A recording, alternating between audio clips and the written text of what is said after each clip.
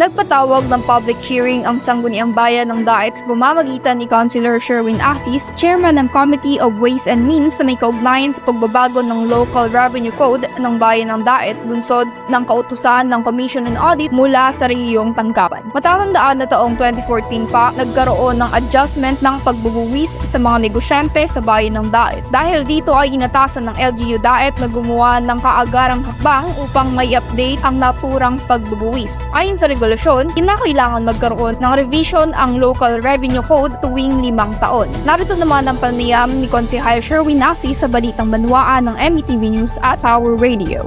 Magkakaroon po ng adjustment sa mga bayarin, yung mga taxes, fees and charges na ipinapataw po ng pamahalaang lokal sa lahat po ng mga negosyante dito po sa ating bayan. Konse, sandali lang ho. Tama po yung sabi ninyo, hindi po ito kagustuhan lang ng mga opisyales po ng pamahalaang lokal. Naging naobliga ang ating pong local government unit na tumalima doon po sa naging rekomendasyon ng Commission Audit. So dahil noong pong December 2022, inilabas po ng Commission on Audit yung kanyang annual audit report sa pananalapi ng bayan po ng Daet, ng local government unit of Daet. Meron sila mga observations and recommendations po doon, at isa sa mga naging observation nila, nakita po nila na yun pong local revenue code ng bayan ng Daet ay matagal na pong hindi nare-revise, hindi nagkakaroon ng adjustment.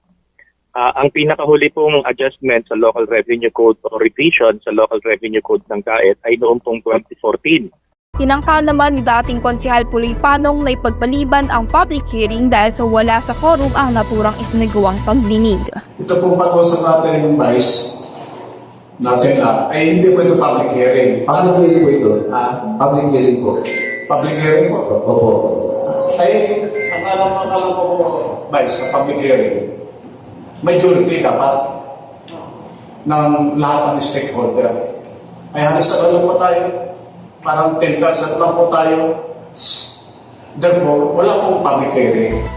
Hindi naman ito pinabura ni Vice Mayor Attorney Godfrey Parales sapagkat nanghihinayang siya sa pagkakataon sa pagdalo ng mga negosyante na handang makinig sa kapaliwanagan ng revision ng pagbubuwi sa bayan ng Daet.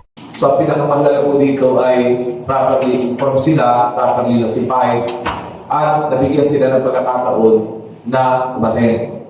So, kung hindi man po sila umaten, ay nasa kanila na po yun. Kaya dahil kahit ano pong paabot natin ng komunikasyon sa tamang panahon, kung hindi naman po interesado yun pong mga ating stakeholder, ay din sabihin, hindi po pala tayo makapagpasa ng batas kung sakaling hindi sila atin.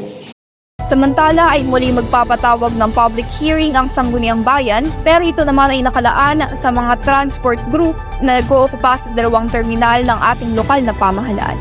Gayunman ay maaari pa ring dumalo ang mga hindi nakadalo sa una at pangalawang patawag ng LGU Daet ukol sa pagbabago ng pagbubuwis. Para sa Totoo, Balitang Banwaan, Rona Vega, MBTV News.